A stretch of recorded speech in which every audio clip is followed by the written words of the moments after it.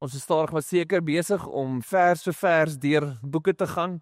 En die groot ding is ons begin dit doen want ons weet dat die een ding wat ons lewens transformeer is die woord. En hoe meer ek en jy die woord begin deel maak van die manier hoe ons dink en die manier hoe ons leef, hoe meer sal hierdie jou lewe verander. En so dis hoekom ek en jy tyd maak om in die woord te gaan. En dis hoekom ons nie net 'n preek doen wat jou sal laat goed voel en voel, yes, ek is okay vir as ek hier uitstap nie, maar dan as ek en jy teruggaan na die woord, het ons nie 'n idee wat hier staan en hoe om hierdie deel te maak van ons lewens sien. So ons as gemeente het besef dat vir ons is dit belangrik om vers vir vers deur die Bybel te gaan.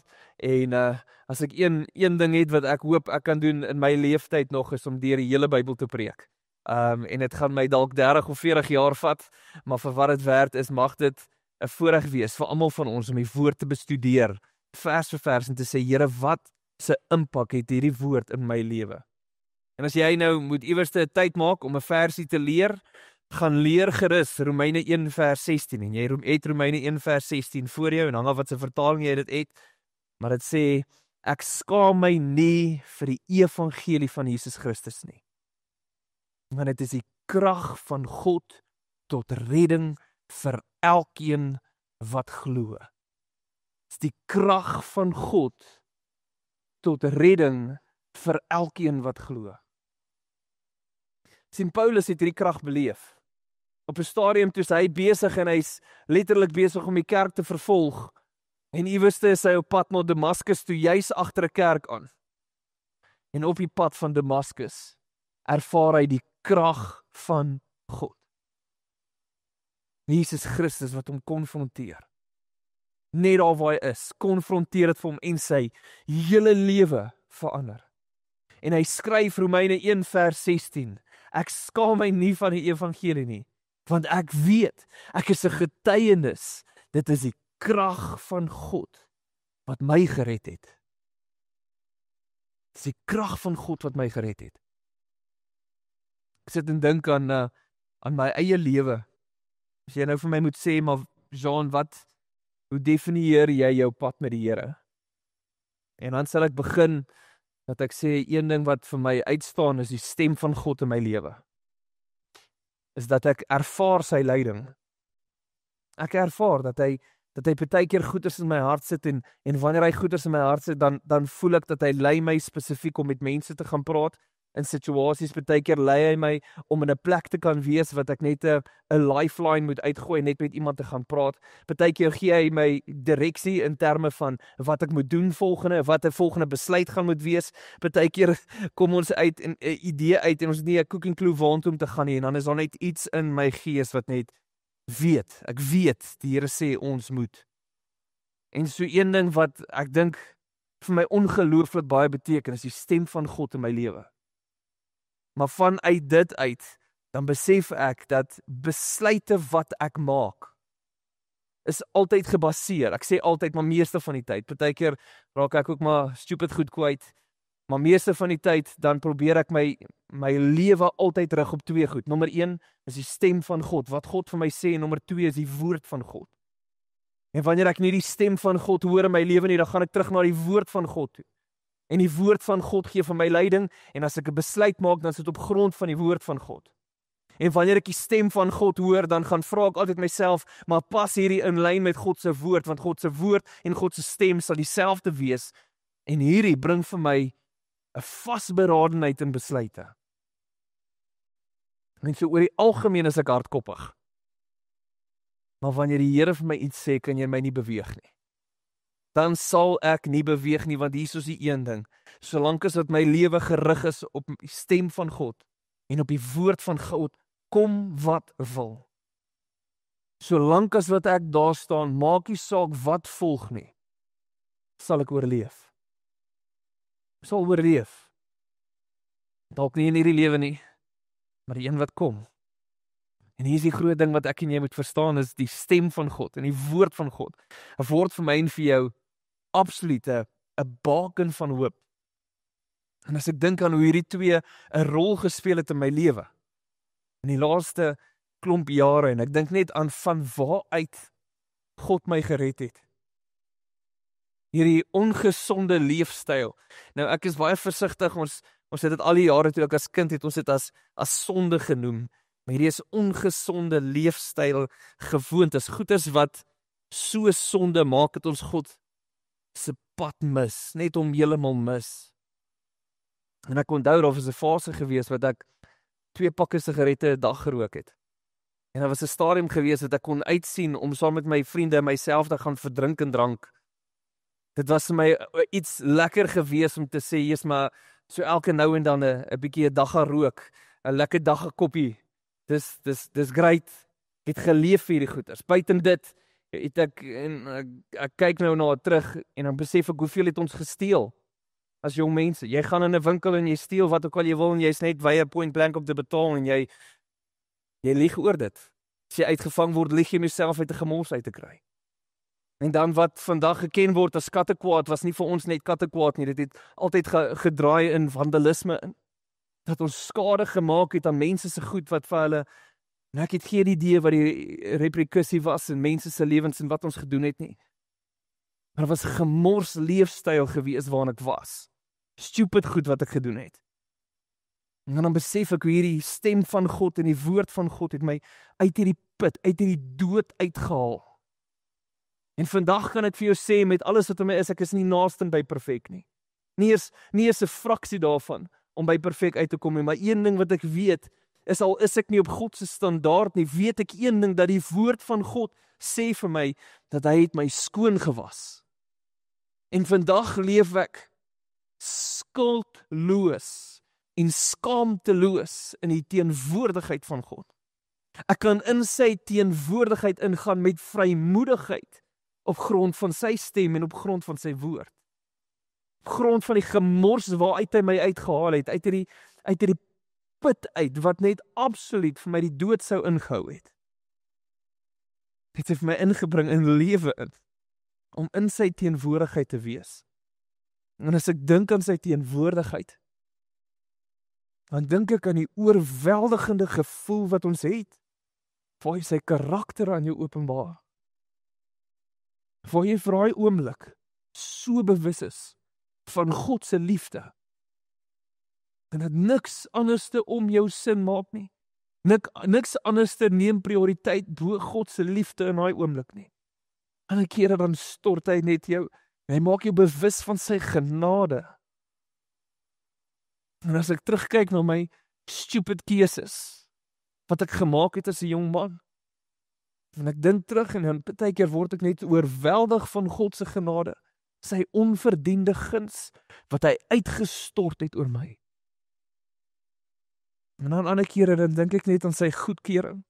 As ek bewus van sy goedkeuring, dat hy sê ek is goed genoeg. Ek is goed genoeg, maak nie saak wat mense sê nie. Maak nie saak wat omstandighede vir my sê nie, ek is goed genoeg.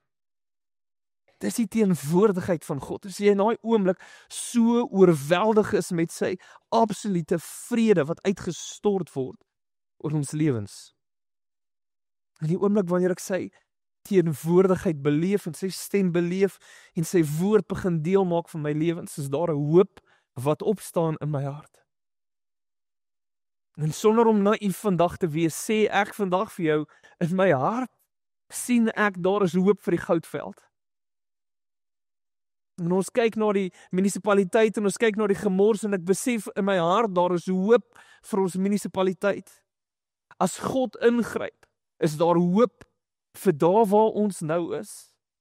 En die oomblik wanneer ek kyk in mense se lewens en die oomblik wanneer ek kyk in situasies, dan besef ek daar is hoop en die hoop wat ek het is gegrond in God se stem, is gegrond in sy woord, dis gegrond in sy teenwoordigheid.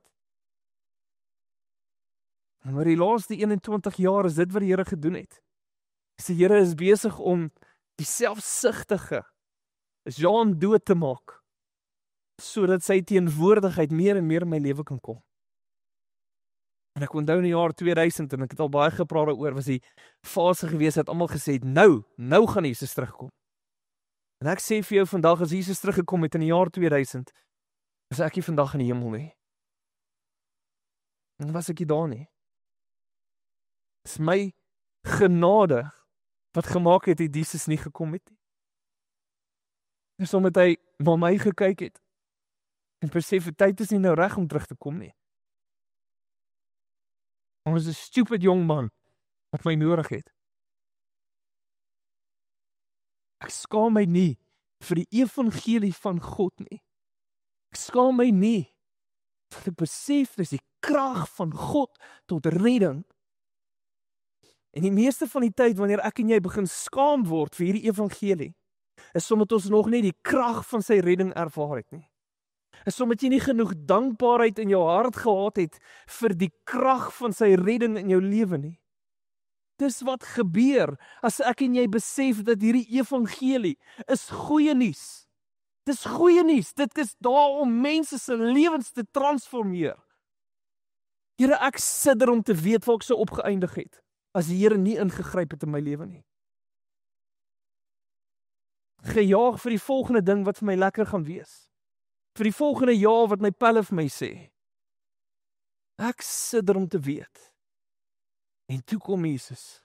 En hy ruk my uit 'n gat uit, so diep, dat ek nie myself kon uitgegrou het nie. En uit sy genade uit, staan ek vandag en ek kyk na wat het die Here mee gedeel in my lewe. En wat het hy uit my lewe uitgeruk. En vandag is ek dankbaar, dat ek sê vir jou, dat ek skaam my nie oor die evangelie nie. En ons kere wanneer ek swak is, kere wanneer ek op 'n punt kom, wanneer ek weet ek moet nou praat oor die Here en is my moeilik. Dit is moeilik, wat gaan mense van my sê? Wat gaan mense van my dink? Wat gebeur as hierdie ouens nie van my hou nie? Wat gebeur as ek voor hierdie crowd staan en hulle het nie enigstens agting vir wat ek sê nie? Wat gaan gebeur as ek hierdie ding doen? Gebeur. En dan dink ek terug aan die krag van God in my lewe. Dan word dit 'n getuienis. Word dit 'n getuienis. Vir jou te sê dat as jy nog nie die krag van God ervaar het nie, sê ek vir jou vandag, dis die krag van God tot redding vir elkeen wat glo. Elke liewe een. Nie alles oornag gebeur nie. Die Here is nog steeds besig met 'n proses in my lewe. Nog steeds besig om baie goeders weg te vat en ek is seker, ek het op 'n stadium met 'n tannie gepraat, sy was 94 en sy het gesê sy is nog steeds besig om die Here te ontdek. Nog steeds besig om iets te beleef. Nog Here is nog steeds besig om die dooie sondes weg te sny uit haar lewe uit. Na amper 50 jaar van die Here dien. Ek glo daai proses gaan nog aangaan, maar ultimately, ek skaam my nie vir die evangelie nie. Paulus kom en hy skryf aan die brief wat ek en jy nou gaan lees. Hy skryf aan die kerk in Rome. En Rome op daai stadium is die mees gesofistikeerde plek in die gekende wêreld. Is die mees gekultureerde plek in die gekende wêreld in daai tyd. Maar dan is daar 'n filosoof met die naam Seneca wat daai tyd gebly het en dan sê hy, Rome is a cesspool of iniquity. Dis 'n goddelose plek. Dis 'n goddelose plek. En Paulus kom en hy skryf.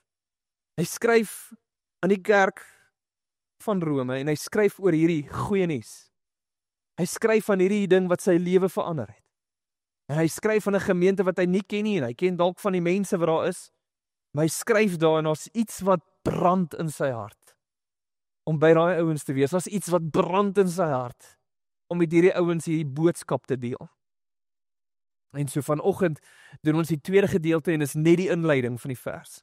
Hy het nog nie eens begin met harde stukke van teologie wat ek en jy moet verstaan, goeders wat ons moet deel maak van ons lewens nie. Ons is nog net besig met die inleiding en hy begin in vers 8. En hy sê hier heel aan die begin wil ek vir julle vertel hoe ek vir God in die naam van Jesus dankie sê vir elkeen van julle. Want die hele wêreld praat oor julle geloof. Hy begin met dankbaarheid. Here, mag ek net dankie sê vir daai kerk wat daar is in Rome en die wêreld praat oor hulle geloof. Nou as ek vir jou vandag vra waarvoor is Lighuis bekend? Waarvoor is ons bekend in die Goudveld?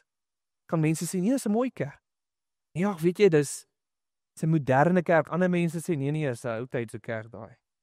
Ander mense sê nee, die musiek is goed. Ander mense sê nee, die musiek is te lank, ons sing te veel dieselfde goed oor en oor. Ander mense sal sê nee, is 'n nice plek, is 'n lekker atmosfeer. Ander mense sê nee, is boring.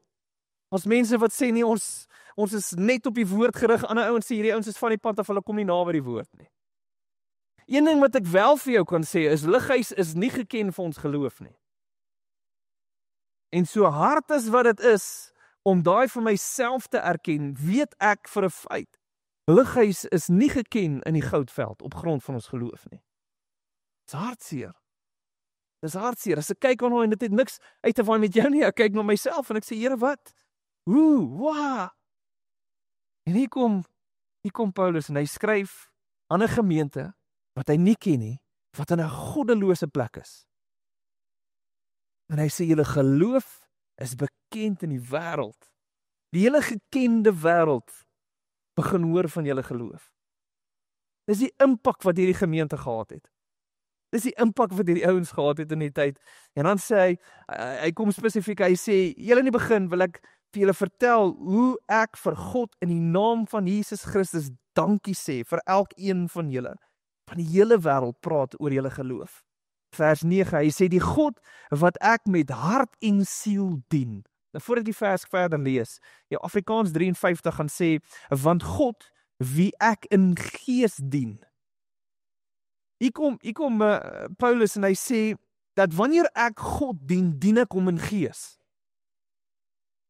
Jesus het op 'n stadium, toe praat hy met die vrou en hy sê, Samaritaanse vrou, en hy sê, daar kom 'n tyd, wanneer mense nie meer sal gaan na 'n tempel of 'n berg of iets nie, maar hulle sal my ken, en hulle sal God aanbid in gees en in waarheid.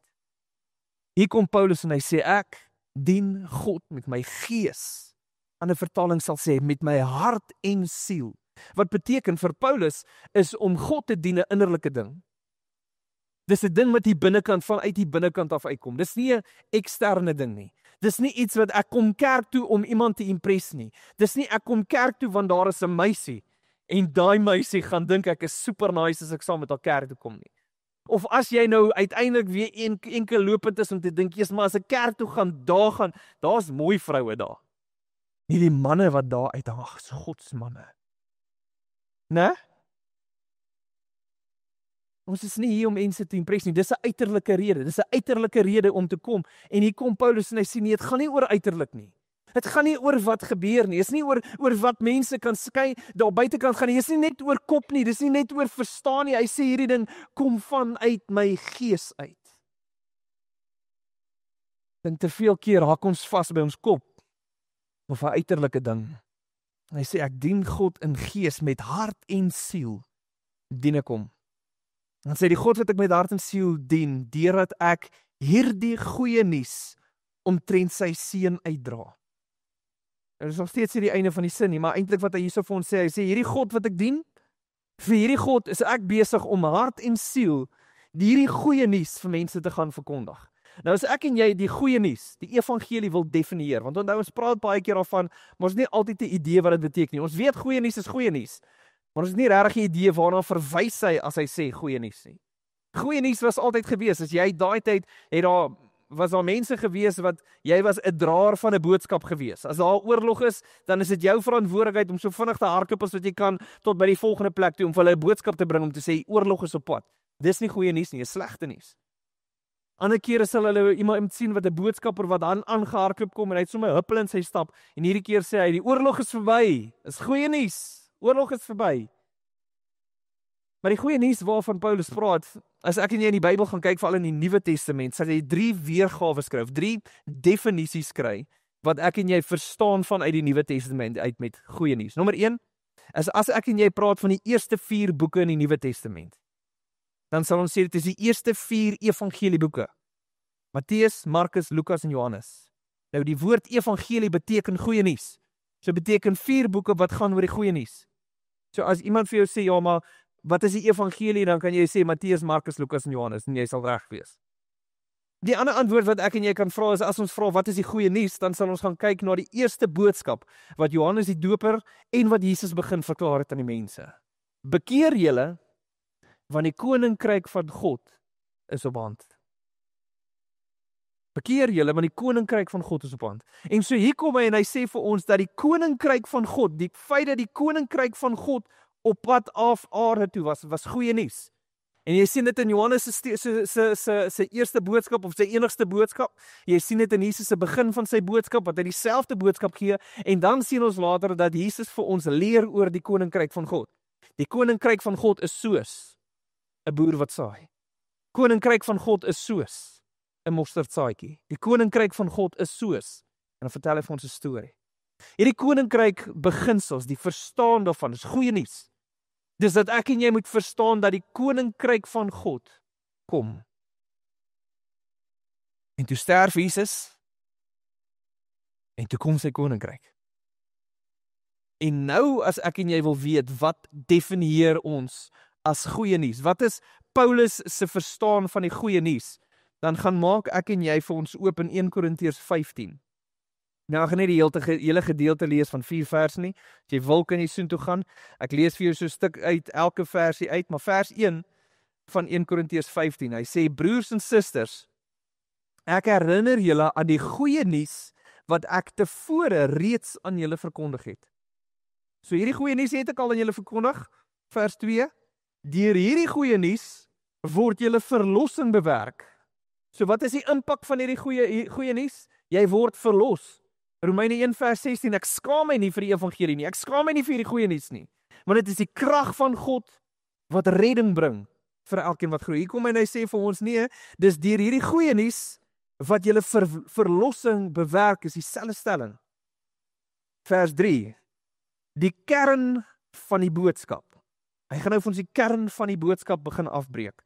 En dan sê hy vir ons in die tweede gedeelte van vers 3, hy sê dat Christus, soos in die skrif staan, vir ons sonde gesterf het, ook dat hy begrawe is en God hom op die 3de dag opgewek het, soos in die skrif staan. So met ander woorde, as ek en jy wil weet, wat is die goeie nuus? Dis die storie van Jesus. Dis wie Jesus is, en wat hy gedoen het vir ons. Jesus het kom leef as 'n persoonlike God, wat op aarde was, vlekkeloos geleef op aarde, gesterf vir my en vir jou, vir ons sonde. Die 3de dag, God hom uit die dood uit opgewek. Dis die volheid van die goeie nuus. En binne in hierdie goeie nuus, dan beleef ek en jy, oor wat kry ek en jy uit dit uit? Wat is die implikasie van hierdie goeie nuus?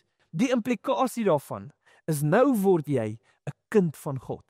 Nou word jy skoon gewas. Nou word jy uit 'n wêreld, uit 'n duisternis uitgehaal en binne in lig gesit. Nou word jy iets heeltemal anders. Jy is nou weergebore op grond van hierdie goeie nuus.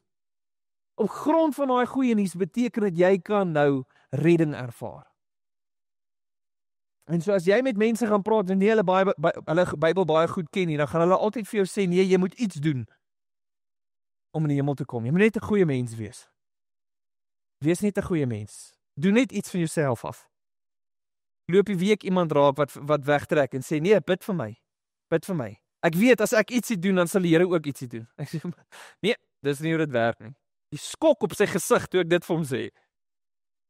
Die absolute skok. Hoe bedoel jy? Moet ek nie iets doen nie?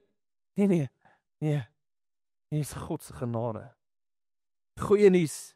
Ek en jy het niks gedoen. Jy het nie nodig om 'n goeie mens te wees nie. Inteendeel, jou weergawe van goeie mens gaan jou nooit in die hemel kry nie. En dis die goeie nuus. Dis die boodskap van Jesus, wie hy is. Sy karakter, sy hele prentjie van wie Jesus is en wat hy kom doen het vir ons op aarde. En wat se implikasie dit het op my en jou. Dis die goeie nuus. En so dan as ons teruggaan na Romeine 1 toe vers 9. Dan sê hy, die God wat ek met hart en siel dien, deurdat ek hierdie goeie nuus omtrent sy seun uitdra. Nou roep hy God as getuie, is my getuie dat julle dag en nag in my gedagtes is. Hy sê ek is konstant besig om te dink aan julle. Konstant is ek besig om te worstel en te dink aan julle. En gewoonlik as ons praat van iemand en sê yes, ek dink aan jou, ek bid vir jou, dan sien jy konstant hier soos hierdie ding in Paulus, wat besig is om so te striewel in dit. En dan sê jy sien in die volgende sin wat hy gaan van jou vertaling sal sê ek streef of ek stryd. En dan eintlik wat hy ander vertaling vir jou sê is ek bid dat God. Hy is besig om te bid vir hierdie ouens. En as Paulus vir jou bid, dan is dit nie ag Here seën hulle, want hulle moet nou 'n nuwe chariot kry en hy is nie seker of hy 'n Ford of 'n Toyota moet kry nie. En so ek bid Here vir wysheid. Dis nie hoekom Paulus bid nie. Hy bid nie, ag Here, geef hom asseblief daai bevordering. Jesus, dit sal sy budget baie help nie. Dis nie waarvoor hy bid nie. Efesiërs gee vir ons 'n voorbeeld. Efesiërs 3 is hy besig om vir die gemeente in Efese te bid. En hy gee vir ons 'n voorbeeld, Efesiërs 3 vers 14. Dan sê hy vers 14, daarom kniel ek voor die Vader. En dan vanaf vers 16, dan sien ons nou sy gebed, en dan sê hy, mag hy deur sy gees, mag God deur sy gees, uit die rykdom van sy goddelike grootheid, aan julle krag gee om innerlik sterk te word. Dan sal Christus deur die geloof in julle harte woon, en julle sal in God se liefde gewortel en gegrondves wees.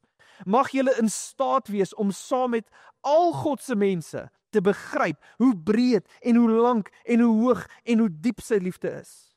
Dan sal julle Christus se liefde wat alle verstand te bowe gaan beleef en mag julle heeltemal met die volheid van God vervul wees. Jy sien hoe Paulus bid vir die ouens in Kolossense. Kolossense 1, Filippense 1, sy gebede. Hy bid vir die krag van God om in mense te werk. Mag jy bewus wees van die liefde wat God uitgestort het oor jou lewe. Mag jy die genade beleef en die vrede beleef wat hy vir my en vir jou gegee het. Dis sy gebed. Hier kom hy nou en hy sê ek is konstant besig en ek roep God as getuie oor dat ek dag en nag besig is om vir aan julle te dink hierdie worsteling. En dan sê hy vers 10, elke keer smeek ek dat God.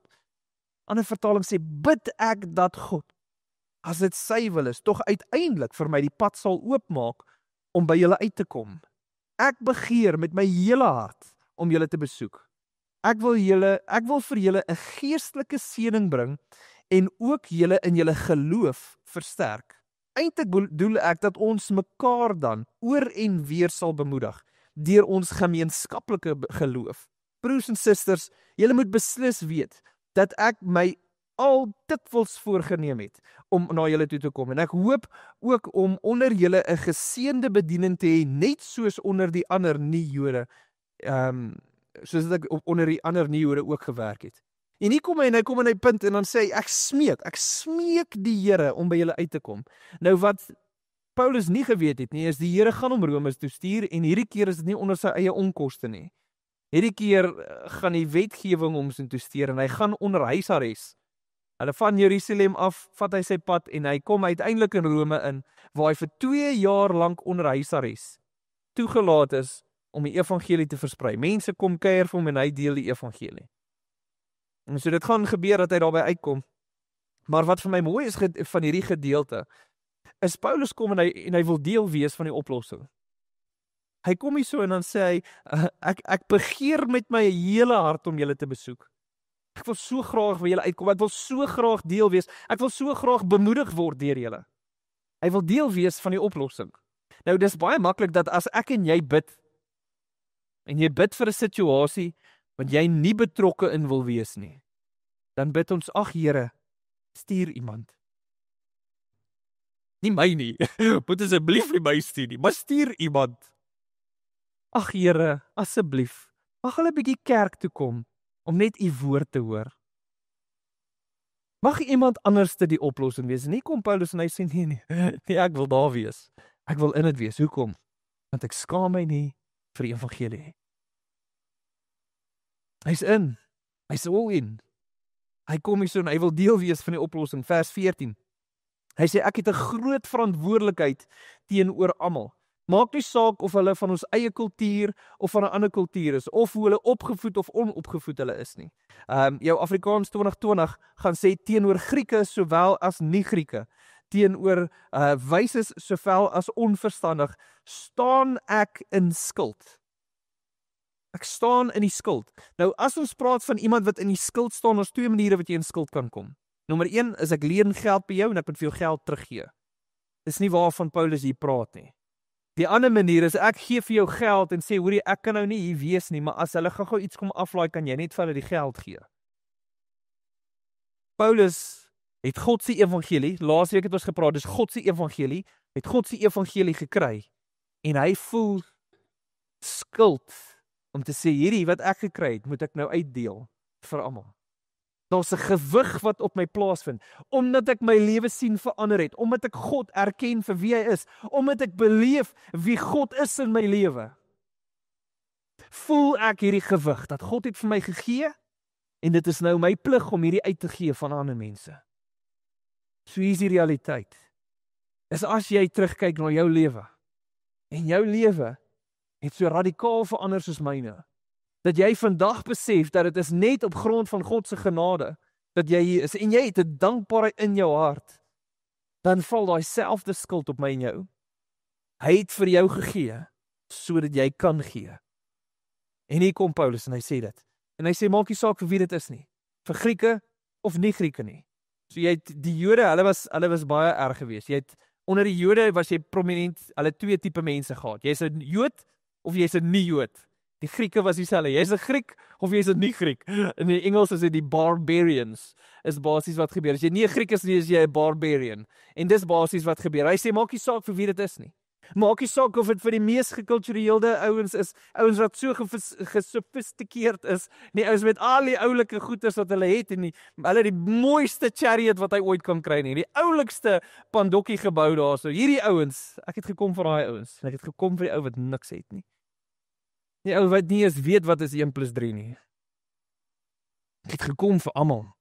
Want daar was 'n gewig, hierdie skuld op my wat ek so graag wil uitdeel vir mense. En dan sê hy vers 15, daarom is ek gretig om ook aan julle in Rome die goeie nuus te kom verkondig.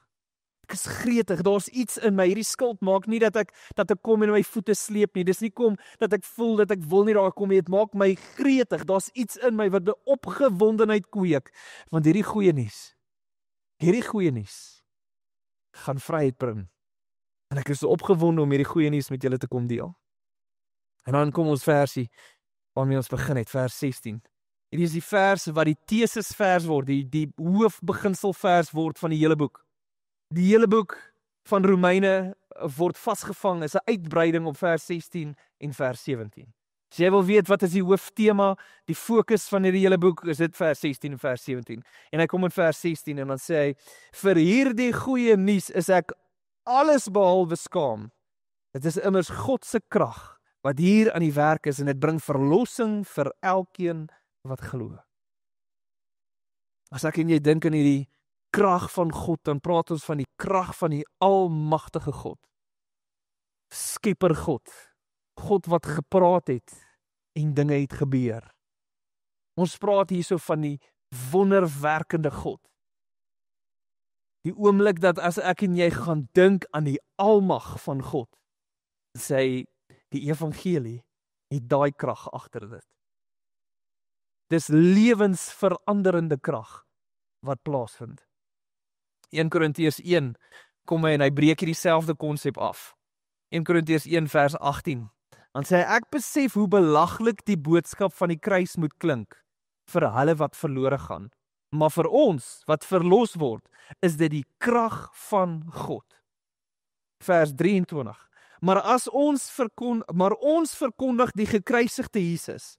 Vir die Jode is dit 'n skokkende en vir die nie-Jode is dit absolute dwaasheid.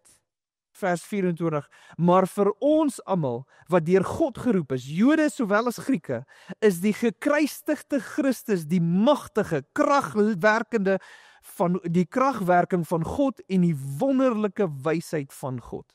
Die krag van God, die kruis word vir ons die krag wat God vir my en vir jou gee. Wat my uit die dood uitbring in 'n lewe in.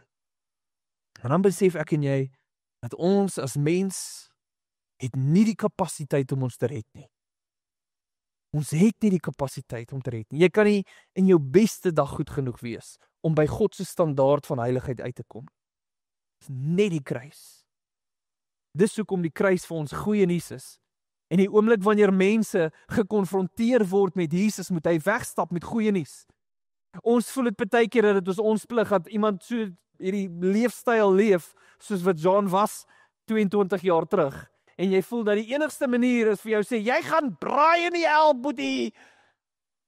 Jy voel dat dit is jou plig om hulle te laat skuldig voel en te sê, maar dit is sleg, jy kan nie dit doen nie. Gaga, spoeg uit. Nee, dis ons plig om mense te laat skuldig voel en ek sê vir jou dat die boodskap van die kruis is goeie nuus. Ons kry nie mense in die hemel deur skuldgevoel nie. Ons kry mense in die hemel deur die goeie nuus aan hulle te verklaar. En as hulle die goeie nuus ervaar, daar's iemand wat bel met goeie nuus.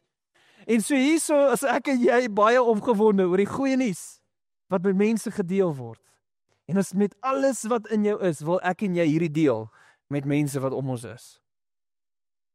En dan gaan hy aan in vers 16 en sê, vir hierdie goeie nuus is ek alles behalwe skaam, dit is immers God se krag wat hier aan die werk is, en dit bring verlossing vir elkeen wat glo, heel eerste vir die Jode, maar ook dan vir die nie-Jode. As hy praat van eerste vir die Jode en dan vir die nie-Jode, dan praat ons nou van kronologies. Die boodskap, die oorspronklike boodskap wat Jesus gebring het, die oorspronklike boodskap wat deur God gekom het, was aan die Israeliete, dit was aan die Jode, die verlossing was gebring deur die Jode.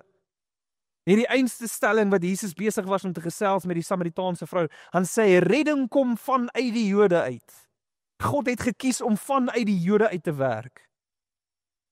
Die boodskap was primêr eerstes vir hulle gegee. En vanuit dit uit sien ons reg deur die Ou Testament dat sy hart was die nasies. Dat hulle as Israel 'n baken sal wees, 'n lig sal wees vir die ander nasies. Dat die wêreld van buitekant af sal sien hoe lyk 'n nasie wat Jesus dien, wat God dien. Het begin primêr eerste vir die Jode en toe vanuit dit uit vir my en vir jou. Hoe dankbaar is ek en jy spesifiek vir dit, want ons lewens kan ook verander. Dan sê vers 17. En hier gaan hy nou verwys na Habakuk toe. Hy sê hierdie goeie nuus maak bekend dat God ons van ons sondes vryspreek. En dit gebeur enkel en alleen deurdat ons glo. Soos die skrif sê, elkeen wat vrygespreek word, omdat hy glo, sal lewe. Die vryheid en die lewe. Vandag sê ek vir jou, goeie nuus van Jesus. Dis hy wat aan 'n kruis gesterf het vir my en vir jou. En hy het dit gedoen om jou uit 'n gat uit te haal, gemors uit te haal, skoon te was, jou te verklaar as kind van hom. En oor jou sy teenwoordigheid sit, dat jy sy stem kan beleef, dat jy sy woord as direksie kan beleef in jou lewe. Dis hoekom ek en jy vandag hier is. Dis die krag van God en is goeie nuus vir my en vir jou.